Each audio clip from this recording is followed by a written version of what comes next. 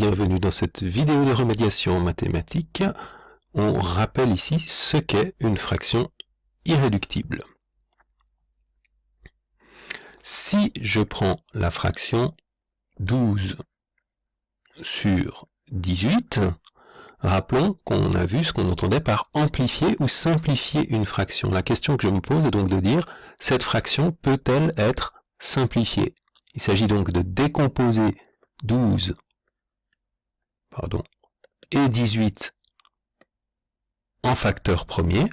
12 c'est 3 fois 4, 4 qui est 2 fois 2, 18 c'est 2 fois 9 qui est 3 fois 3, et de se demander, y a-t-il la possibilité d'effectuer une simplification entre numérateur et dénominateur? Ici on voit que si on divisait par 3, 12 et 18, puisque 3 est présent à la fois comme facteur du numérateur et du dénominateur, je pourrais effectuer une simplification par 3 et obtenir 4 sur 6, et je pourrais même encore faire une simplification par 2 et finir par obtenir la fraction 2 sur 3.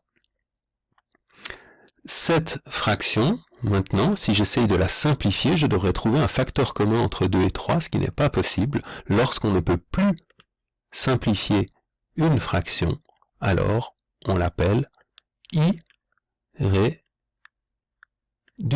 Pourquoi irréductible? Parce que un synonyme de simplifier serait le mot réduire, donc réduire serait la rendre réductible, enfin qu'elle soit réductible. Si elle est réductible, pardon, ça veut dire que on peut la réduire et donc on peut la simplifier. Ir en français veut dire le contraire, donc irréductible, qui ne peut plus être réduite, synonyme qui ne peut plus être simplifiée. Donc la définition d'une fraction irréductible, c'est une fraction qui ne peut plus être simplifiée.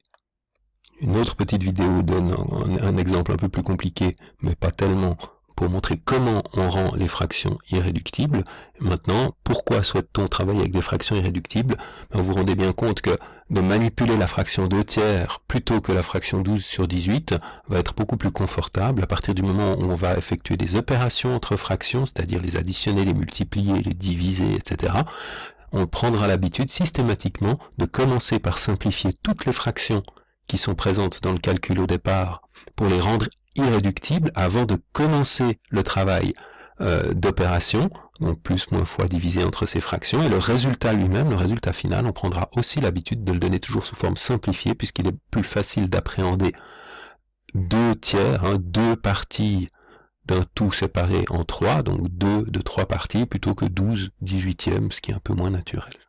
Voilà donc pour cette présentation toute simple et rapide de ce qu'est une fraction irréductible.